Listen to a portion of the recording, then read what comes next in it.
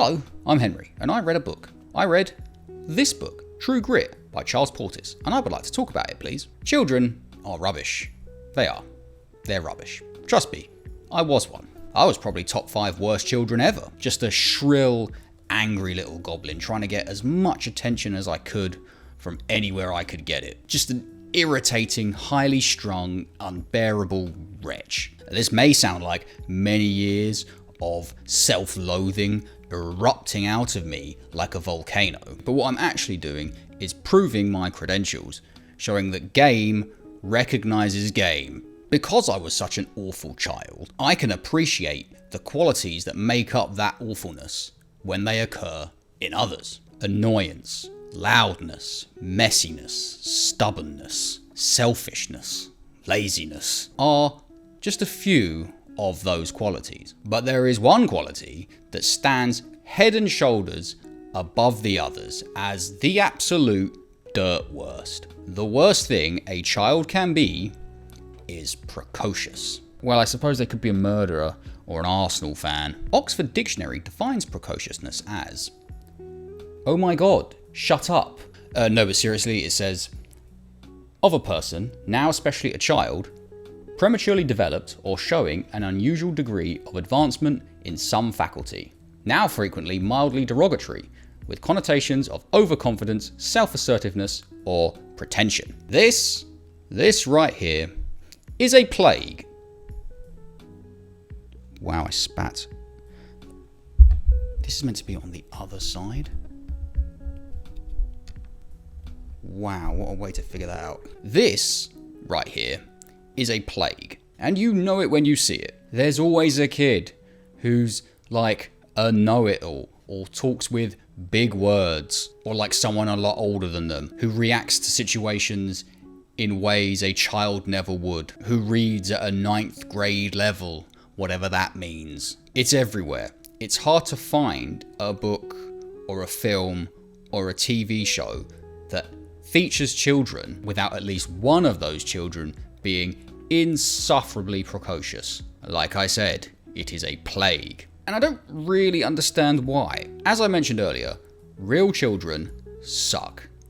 But in fairness to real children, it's actually quite rare to find a precocious one. I, of course, was a precocious one because there were no depths to which I would not sink. But I was in the minority. You'll find most precocious children in the pages of fiction. And again, I don't really understand why. I don't really understand why a writer would see real children and say, hey, they suck.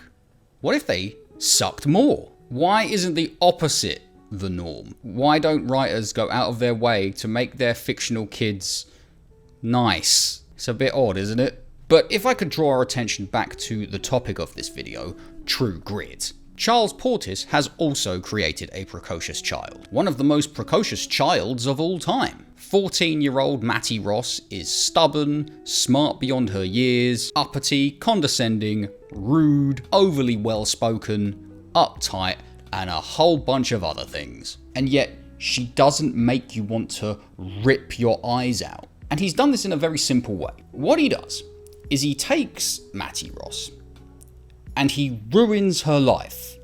He beats her down at every given opportunity until, heaven forbid, you find yourself rooting for her. It is genius. A little sadistic maybe, but inarguably genius. Okay, so let's look at the specifics. Let's look at every instance of that beatdown. First thing that happens to her father gets murdered. This is the inciting incident. This is the reason the whole story happens. Mattie is out looking to bring in the man who killed her dad. And immediately, she's got our sympathy.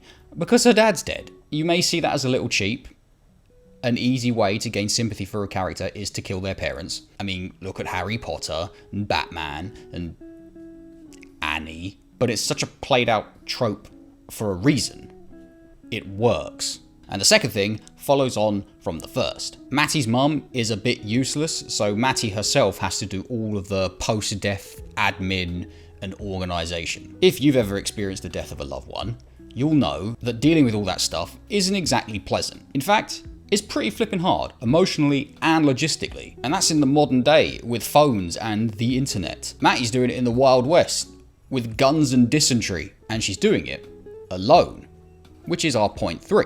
She has to deal with everything surrounding her father's death alone. She does have this man called Yarnell who helps her with a few bits. He absolutely isn't a slave at the time that this story is being told. Quick note there, the framing device for this book is an old Mattie Ross telling us what she did when she was 14. So Yarnell isn't a slave at the time of old Mattie Ross, and I'm 95% sure he isn't a slave during the events of the story. But it is a little vague. He's never actually called a slave, and this is set after the Civil War, so why am I harping on about this? Well, I could reel off a list of a million tragedies that happened to Mattie Ross that make her a likeable character, and it could be rendered utterly insignificant by a counter list with a single point: slave owner. Let us hope that is not the case. Yarnell isn't around for very long though, and Mattie is left alone in a somewhat sketchy town to deal with all of the heavy responsibilities of her father's death by herself. Then point 4 happens. She gets sick. It's just a cold, and it doesn't last very long, but this is the first thing that happens to her that just feels harsh. This little girl trying her best in an unfamiliar town on her own, dealing with the events surrounding her father's death, and she gets sick. And they didn't have paracetamol back then. She's got to have some snake oil tincture and just sleep it off. Was there a need for this?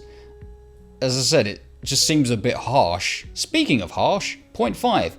Everyone is just so mean. There isn't a single person in this book that I would call nice. Almost everyone Mattie comes into contact with is either rude, abrasive, unhelpful, creepy, violent, lecherous, spiteful, or simply trying to rip her off. I think the only person who had her best interests at heart was Yarnell, and he's gone. And maybe her mum, and maybe her lawyer, and maybe good old Rooster Cogburn at the very end. I'm sure this is an accurate reflection of the hard times, where people were more concerned about themselves and where they were getting their next meal, to waste energy being nice to their fellow man. But even still, does everyone have to try and bleed this girl dry at every single opportunity? Even the kindly innkeeper lady rips her off. It's enough to make you lose your faith in humanity. I mean, if you had any of that left. Point 6. It's cold. It is winter. When you think of the Wild West, you think of hot deserts and a heat haze in a dusty town. You don't think of snow and rain and miserable cold. Well, we're dealing with snow and rain and miserable cold. The only thing, in my opinion, that is better in the extreme cold than the extreme heat is trying to sleep. Every single other thing or activity is so much worse in the cold, especially stuff that involves being outdoors for an extended period of time. Mattie Ross finds herself outdoors for extended periods of time, and you feel just how miserable it is. Reading it gives you an appreciation for your own warm surroundings. I mean, I've never been more comfortable standing up on a crowded Hammersmith and City Line train. Point 7 builds on point 6. The journey Mattie embarks upon is a hard one. It is a journey of her own making, and a journey she asks to be on. But that doesn't make it any less rough. It's not something I would want to do, and if you can't tell, I'm a tough fella. It's riding all day, it's sleeping in the dirt, it's getting into gunfights, it's eating barely anything, it's getting wet, it's getting cold, and she doesn't really complain at all. Actually, she's got this kind of hilarious, stiff upper lip deadpan reaction to things. Like a man gets shot in the neck right in front of her, and his blood goes all over her face, and she thinks to herself, I am better off out of this. I'd be screaming my head off if something like that happened to me. And the journey is made even rougher by more meanness. Her 2 travelling companions aren't exactly the most agreeable of men. Rooster Cogburn, who I mentioned a moment ago, that's the Jeff Bridges character from the movie, is a gruff, rude drunk. He's aggressive and just a bit rubbish, and Mattie has to put up with him. Her other companion is a guy called LaBeouf, the Matt Damon character, and this guy is just a creep. He mentions considering kissing an unconscious Mattie at one point. She is 14 and he is a grown man. Not cool. He's a Texas Ranger, so he should be this white hat good guy, but his vibes are truly rancid, and Mattie has to put up with him too. Okay, so remember how I said the author Charles Portis beats down Mattie? Well, I was talking metaphorical there, and I think all these points prove that. But then, at the end, he decides to give her our point 8, a very literal beatdown too. In the finale, Mattie is separated from Rooster and LaBeouf, and she happens to find the man who killed her father, the man they're looking for. And he proceeds to batter her. He just beats her up. She does manage to shoot him, but that doesn't really stop him. Then the finale sort of progresses, and Mattie falls down a hole and breaks her arm. Ouch. In the hole, Mattie, with a broken arm, has to stop herself from falling further by using the bones of a skeleton down there. Lovely. And then there are a bunch of rattlesnakes who had been chilling inside that skeleton, and they aren't too happy about being disturbed. One of them bites her hand. Rattlesnakes are venomous. Eventually, Rooster does get her out, and in his haste to get her to a town, he runs her beloved horse to death. They do make it to a town, but the venom has spread too far, and the doctor chops her arm off. All this brutality that happened in the climax is an example of author on character violence that I have not seen since Anakin Skywalker or William Wallace. He was real. Mercifully, that is the end of the book, and Mattie's suffering can come to an end. To put it mildly, this is a lot of bad things to happen to a single precocious child. All of these hardships, all of these mishaps and tragedies have an effect on you as a reader. They build and they snowball until you want Mattie Ross to succeed. You don't care she's stubborn, smart beyond her years, uppity, condescending, rude, overly well-spoken and uptight. You don't care that she's precocious. You're on her side and you are rooting for her. Which is miraculous, because if she was in any other work of fiction, if she was in, say, Breaking Bad, exactly as she is, character unchanged, but with none of the things that happen to her in this book, you'd want someone to shoot her as soon as possible.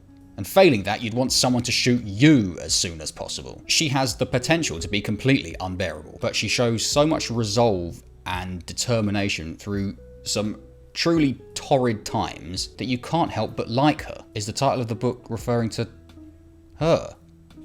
Okay, so it seems we've cracked the code here. If you are a writer out there and you found you have written an overly precocious child character, all you need to do is, well, first thing all you need to do is rewrite them to be less precocious. But if you can't, just ruin their life. Take that child character and put them through some absolutely heinous stuff. No one will care if they're correcting people's grammar if they've watched their own parents burn to death in front of them. No one will care if they smugly spew off knowledge they shouldn't have, if their kneecaps are broken with a pipe. Simple. Hello everybody, thanks a lot for getting to the end of the video. Like, subscribe, drink water and eat well. I think I've got an actual upload schedule that I'm probably going to stick to. Video, week of shorts, week of top trumps, week of top trumps, video. I think that'll work. Give me enough time to read a book and write a script and edit and all of that. So, yeah.